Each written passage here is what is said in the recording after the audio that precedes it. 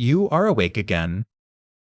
You didn't choose to be. Your eyes simply opened in the dark. You reach for your phone, already knowing what it will say. 3 a.m. Of course it is. It is always around now. The house is silent. The street outside is silent. The whole world seems to be asleep, everyone except you. And in this silence, something has woken with you. A voice, quiet but certain, and it has been waiting all day to speak. During the day, you are too busy to hear it. There is noise and work and 100 small distractions to hide behind. But at 3 a.m., the distractions are gone. There is nothing left between you and your own mind. No music, no scrolling, no one to perform for. Just you, and the ceiling, and the dark.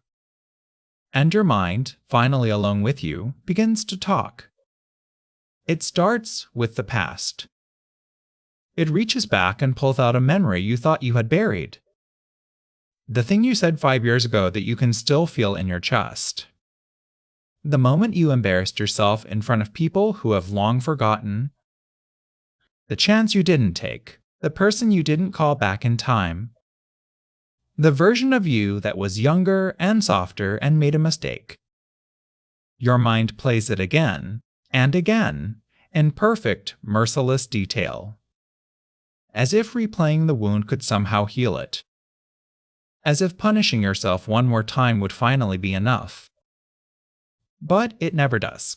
It only deepens the groove. And when it runs out of the past, it turns to the future. Now it begins to build.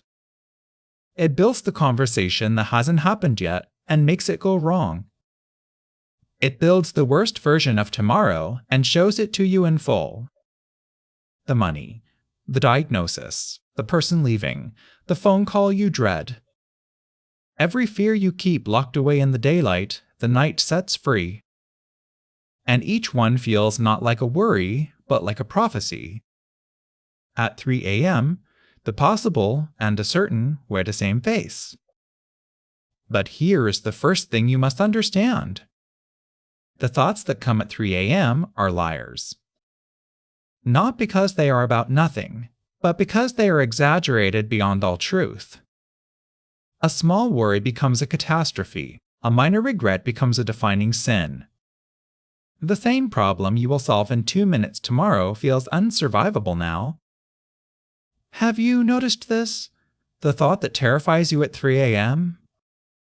sounds almost silly by the time the sun is up.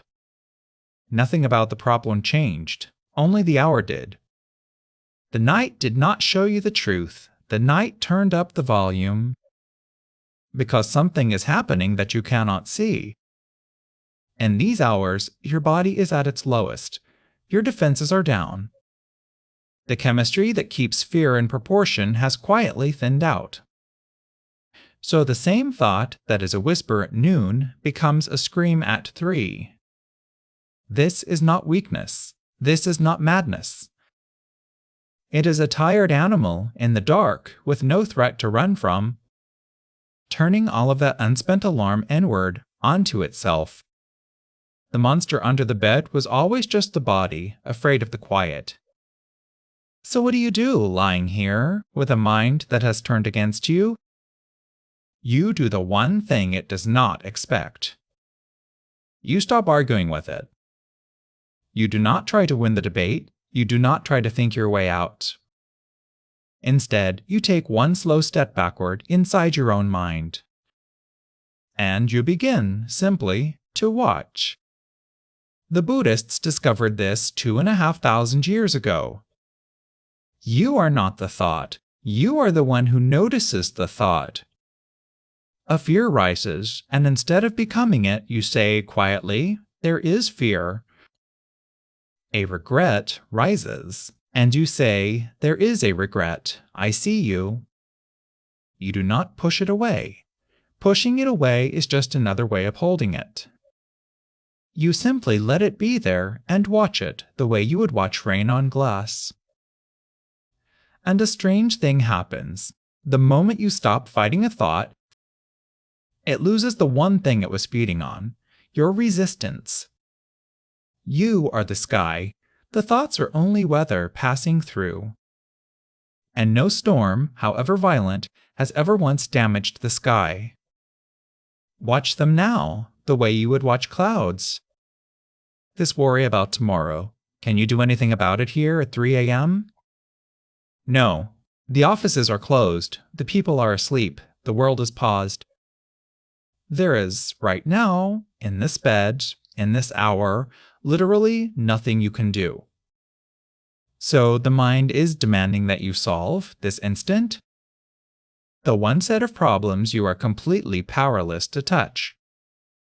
The Stoics had a blade for exactly this. Divide everything into two, what is yours to control and what is not. Tomorrow is not yours yet. The past is no longer yours.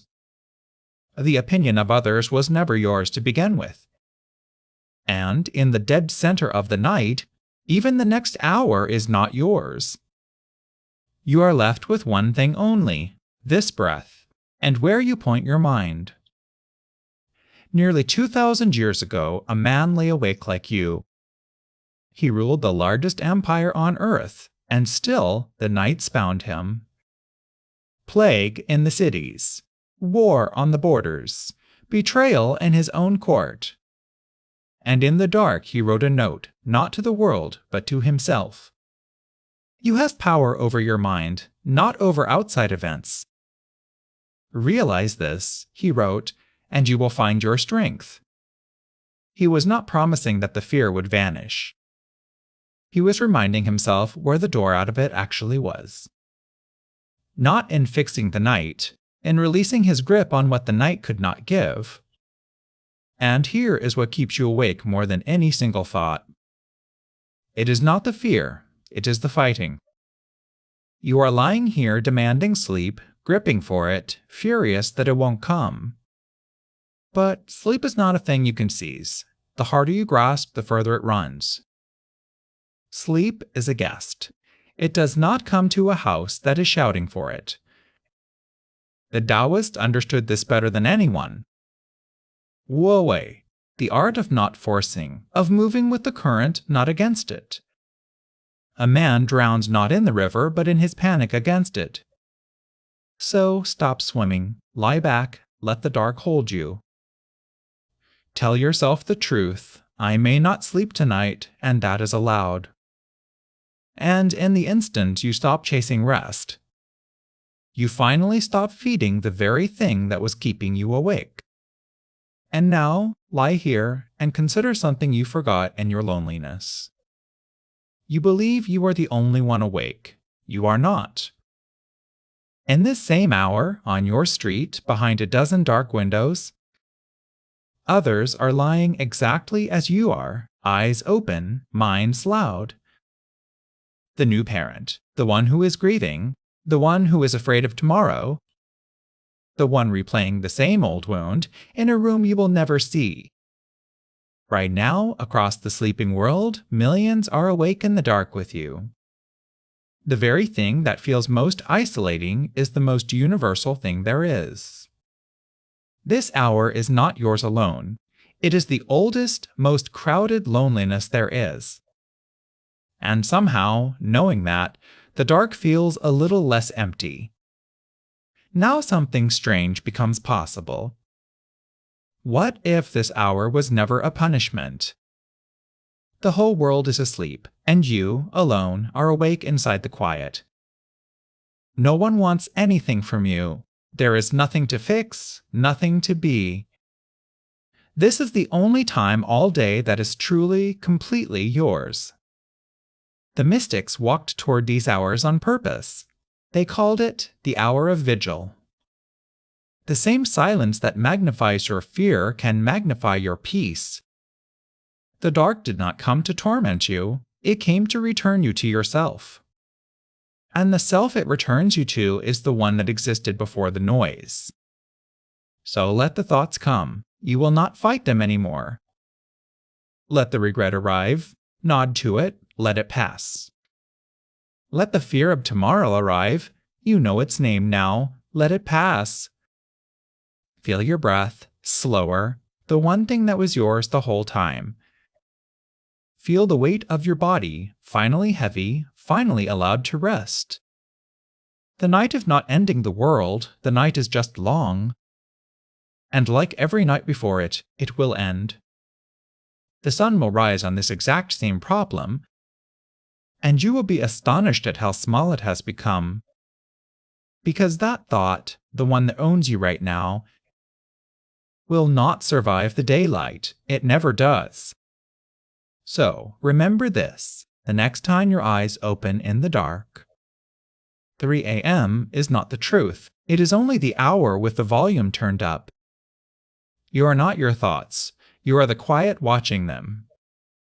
You cannot control the night. You can only loosen your grip on it. Do not fight for sleep. Lie back and let the river carry you. And if it does not come, then rest in the silence that is yours alone. The morning is coming. It is always, always coming. Close your eyes. You can let go now.